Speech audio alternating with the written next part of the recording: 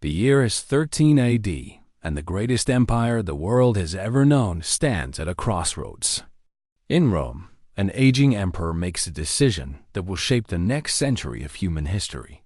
Augustus, the man who transformed Rome from a republic into an empire, sits in his palace knowing his time is running short. He is 75 years old, ancient by Roman standards. And the question burning in every senator's mind is simple yet terrifying. What happens when Augustus dies? For 41 years, Augustus has ruled Rome with unprecedented power. He ended the civil wars that tore the Republic apart. He brought peace to the Mediterranean world. He turned Rome from a city of brick into a city of marble. But all of this came at a cost. The old republic, with its consuls and senate debates, has become a shadow. Real power flows from one man alone. And when that man dies, who will prevent Rome from plunging back into chaos? This is not a theoretical concern. Augustus has already outlived his chosen heirs. His nephew Marcellus, groomed for succession, died young. His trusted general Agrippa, married to Augustus's daughter Julia, also passed away. His grandsons Gaius and Lucius Caesar, the emperor's greatest hopes, both died mysteriously within 2 years of each other. Some whisper of poison. Others speak of cursed bloodlines. The pattern is undeniable. Anyone marked as Augustus's successor seems destined for an early grave. Now, only one candidate remains.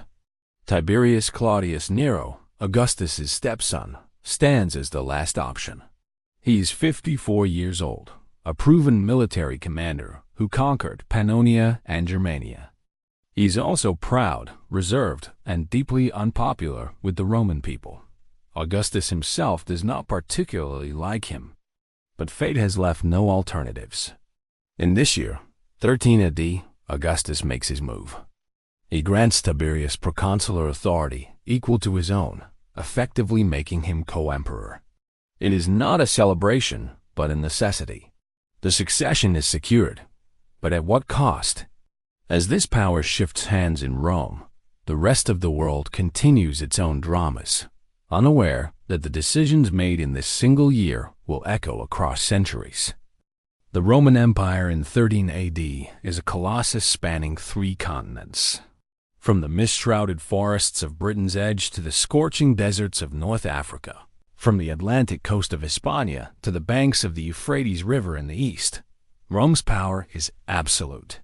Over 60 million people live under Roman rule, speaking hundreds of languages, but united under one law and one emperor. This is the Pax Romana, the Roman peace, and it is the most stable period the Mediterranean world has ever known. The empire's borders are vast but carefully maintained. In the north, the Rhine and Danube rivers form natural barriers against the Germanic tribes. Legions are stationed in fortified camps along these frontiers, constant vigilance against barbarian incursions. In the east, Armenia serves as a buffer state between Rome and the Parthian Empire, Rome's only peer competitor. The two superpowers eye each other warily across the desert, neither willing to risk full-scale war. In the south, Egypt's grain feeds Rome's million inhabitants, while Africa's provinces supply olive oil and exotic animals for the arena. The empire's infrastructure is revolutionary. Roman roads stretch over 50,000 miles, allowing armies to march and merchants to trade with unprecedented efficiency. Aqueducts bring fresh water into cities from miles away. Public baths, forums, and amphitheaters rise in every major settlement, spreading Roman culture to conquered peoples. Latin becomes the language of administration and prestige, though Greek remains the tongue of philosophy and education in the eastern provinces. But this stability comes with a price. The legions consume vast resources. 25 legions, roughly 150,000 professional soldiers, must be paid, fed, and equipped. Auxiliary forces double that number. The tax burden on provinces is heavy. Rebellions simmer beneath the surface. In Judea, religious tensions run high as Jewish subjects chafe under Roman governors. In Gaul, Barely 50 years after Julius Caesar's conquest, old tribal identities persist beneath the veneer of Romanization. The empire's prosperity is real but unevenly distributed. Senators and equestrians in Rome live in luxury that would astonish ancient kings. They dine on peacock tongues and dormice while discussing philosophy and poetry. Meanwhile, in the provinces, peasants work the land much as their ancestors did. Their lives barely touched by Roman grandeur, except when tax collectors arrive. Tiberius is not a man who sought supreme power, and this makes him unusual among Roman leaders. Born into the Claudian family, one of Rome's oldest and proudest patrician houses, he grew up expecting military glory and senatorial dignity, not imperial succession. His early life was marked by upheaval. When he was only 3 years old, his mother Livia divorced his father to marry Octavian, the future Augustus. The young Tiberius watched as his stepfather gradually accumulated unprecedented power, transforming the Roman state from within. His military career was spectacular. At 23, he led campaigns in Armenia. He conquered the Alpine tribes, adding new territories to the empire. His greatest achievement came in Pannonia and Germania, where he crushed rebellions and pushed Roman frontiers forward. Soldiers respected him for sharing their hardships, marching on foot with the legions, and eating soldiers' rations in the field. He was a general's general, methodical and effective, if not inspiring. But Tiberius's personal life was tragedy. Augustus forced him to divorce his beloved wife Vipsania to marry Julia, the emperor's daughter. The marriage was political necessity, not affection. Julia was notorious for her affairs and scandalous behavior, humiliating Tiberius publicly. When Augustus finally exiled Julia for adultery in 02 BC, Tiberius felt no triumph, only the bitter taste of a wasted decade. He had already retreated to Rhodes in self-imposed exile, disgusted with court politics and his role as imperial puppet. For 7 years, Tiberius lived on Rhodes, studying philosophy and astrology, trying to find peace away from Rome's suffocating expectations. But death kept clearing his path. When both of Augustus's grandsons died, leaving the succession open, Augustus had no choice but to recall Tiberius. The stepson returned not with joy, but with resignation. He was adopted by Augustus in 4 AD, making him legally the emperor's son and heir. Now, 9 years later in 13 AD, he receives proconsular imperium, the supreme military and administrative authority that makes him Augustus's equal in all but name. Tiberius is 54, his face lined with experience and disappointment. He is intelligent, capable, and utterly without warmth.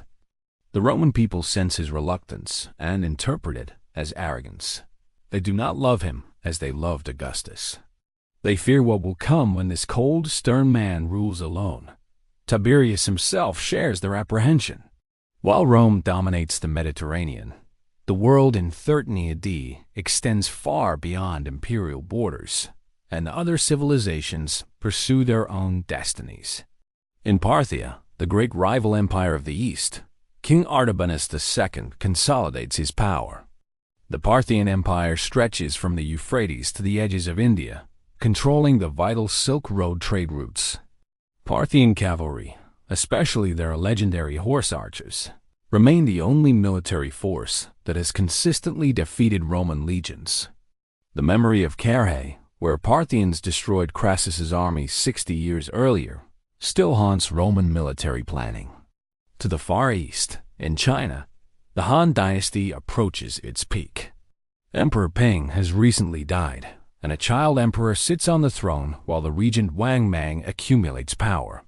Within 8 years, Wang Mang will usurp the throne entirely, creating the short-lived Qin dynasty.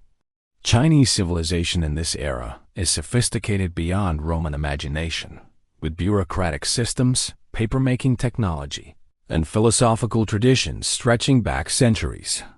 The Han Empire governs roughly 60 million people, roughly equal to Rome's population. though the two superpowers remain almost completely unaware of each other's existence. Silk flows west along trade routes, while gold flows east, but direct contact remains impossibly distant. In India, the final years of the Indo-Scythian kingdoms are unfolding. These successor states to the Indo-Greek kingdoms blend Hellenistic and Indian cultures in fascinating ways. Buddhist monasteries flourish, and the great stupas of Sanchi and Amaravati draw pilgrims from across Asia. Maritime trade connects Indian ports with both the Ramayana Empire and Southeast Asia, making India a crucial link in global commerce. Roman gold coins regularly appear in Indian archaeological sites, evidence of the luxury trade in spices, silk, and precious stones. Africa, beyond Roman control, remains largely unknown to Mediterranean peoples. The Kingdom of Kush, south of Egypt, maintains its independence and ancient traditions. Further south, Bantu migrations continue spreading agriculture and ironworking across the continent. In West Africa, the Nope culture creates striking terracotta sculptures, evidence of sophisticated societies that will remain mysterious to classical historians. The Americas develop in complete isolation. In Mexico, the great city of Teotihuacan is rising, soon to become one of the world's largest urban centers. In South America, Andean cultures build extensive agricultural terraces. These civilizations will flourish and fall without ever knowing Rome existed, reminding us that the Roman world, vast as it seemed to its inhabitants, was only one chapter in humanity's story. For ordinary Romans, the year 13 AD is marked not by imperial politics, but by the rhythms of daily life. In Rome itself, 1 million people crowd into a city of remarkable contrasts. Wealthy patricians live in spacious domus houses with private courtyards and elaborate mosaics. They wake to the sounds of their household slaves preparing breakfast, then spend mornings conducting business in the Forum. Afternoons mean trips to the baths, those grand social centers where Romans of all classes mingle, gossip, and relax in hot and cold pools. Evenings bring elaborate dinner parties with multiple courses, entertainment for musicians or poets, and philosophical discussions that last until dawn. But most Romans live very differently. The majority inhabit insulae, apartment buildings that rise 5 or 6 stories high. These structures are cramped, poorly constructed, and prone to collapse or fire. Entire families occupy single rooms. There is no running water above the ground floor, so residents carry water up from public fountains. Cooking inside is dangerous due to fire risk, so most people buy prepared food from Thermopolia, ancient fast food shops that line every street. The smell of frying fish, baking bread, and human waste mingles in narrow alleys where sunlight barely penetrates. Entertainment is central to Roman life. The gladiatorial games draw massive crowds to amphitheaters. Men fight to the death while spectators cheer, placing bets on their favorites. Chariot races at the Circus Maximus create even more frenzy. Romans organize into factions supporting different teams. Riots between rival fans are common. Theater performances present Greek dramas and Roman comedies. These spectacles serve a political purpose too, keeping the urban masses satisfied and distracted. As the poet Juvenal will later write, "Give them bread and circuses, and they will never revolt." Religion permeates daily existence. Romans worship dozens of gods, making offerings at household shrines each morning. Public religion is more about civic duty than personal faith. Citizens participate in state religious ceremonies, honor the emperor's genius, and consult augurs before important decisions. But private religious feeling varies widely. Mystery cults from the East gain popularity, offering personal salvation and emotional connection that traditional Roman religion lacks. The cult of Isis spreads from Egypt. Mithraism attracts soldiers with its masculine rituals and promise of life after death. Life expectancy is brutally short. Half of all children die before age 10. Women face deadly risks in childbirth. Disease spreads rapidly in crowded cities. Yet Romans accept mortality with philosophical resignation, seeking glory, pleasure, or wisdom in their limited years. The grant of proconsular authority to Tiberius in 13 AD solves an immediate problem but plants seeds for long-term difficulties. The Roman Empire now has a succession system, but it is based entirely on personal authority rather than constitutional law. This will create a dangerous precedent. Future successions will depend on adoption, military support, or simply seizing power. The next 2 centuries will see periods of stability punctuated by devastating civil wars whenever succession is unclear. The year of the 4 emperors in 69 AD and the chaos of the 3rd century all trace back to this fundamental weakness that begins with Augustus and Tiberius. Tiberius's personality will also shape Rome's future in unexpected ways. His reign, beginning with Augustus's death in 14 AD, will start well but deteriorate into paranoia and cruelty. He will eventually withdraw to the island of Capri, ruling Rome through letters and leaving the empire in the hands of the Praetorian prefect Sejanus. This will establish another dangerous pattern. The Praetorian Guard, originally the emperor's bodyguard, will discover they can make and unmake emperors. They will auction the empire itself to the highest bidder in 193 AD, demonstrating how far Rome has fallen from republican ideals. The year 13 AD also marks a crucial moment for Christianity, though nobody in Rome knows it yet. In distant Judea, a Jewish boy named Jesus is about 16 years old, probably learning carpentry from his father Joseph in Nazareth. In less than 20 years, he will begin a ministry that lasts only 3 years but changes human history. His crucifixion under Tiberius's rule will seem like a minor incident to Roman authorities. Just another troublesome Jewish preacher eliminated. Yet the religion founded in his name will eventually conquer Rome itself, transforming the empire from within far more completely than any barbarian invasion. The economic prosperity of 13 AD also hides structural problems. The empire's wealth depends on conquest, and the age of easy expansion is ending. Germania proves unconquerable after the Teutoburg Forest disaster in 9 AD. The Parthian frontier remains stable but closed. Without new conquests bringing slaves, gold, and land, the Roman economy will gradually stagnate. The provinces carry crushing tax burdens that will eventually make them question whether Roman rule benefits them at all. The seeds of imperial decline are already present in the midst of Rome's greatest glory. The events of 13 AD represent a hinge point in Roman history, the moment when the empire's future leadership was secured, but also constrained into a pattern that would define it for centuries. Tiberius, receiving proconsular authority equal to Augustus, established that Rome would be ruled by emperors, not by the Senate or people. The republican facade would be maintained, but everyone understood where true power resided. This year marks the final death of the Roman Republic and the full birth of the Roman Empire as a permanent institution. The succession system created by Augustus and formalized with Tiberius will be adopted by every subsequent emperor. Adoption becomes the primary mechanism for transferring power. The Julio-Claudian dynasty flows from these decisions. Tiberius will be followed by Caligula, then Claudius, then Nero, each connected by adoption or blood to Augustus. When that dynasty ends in chaos, the Flavian dynasty will emerge. Then the 5 good emperors, who will rule during Rome's zenith. Each transition, peaceful or violent, references back to the precedent set in these early years. For the world beyond Rome, 13 AD represents the height of ancient globalization. Trade networks connect civilizations across Eurasia. Roman gold reaches China. Chinese silk reaches Rome.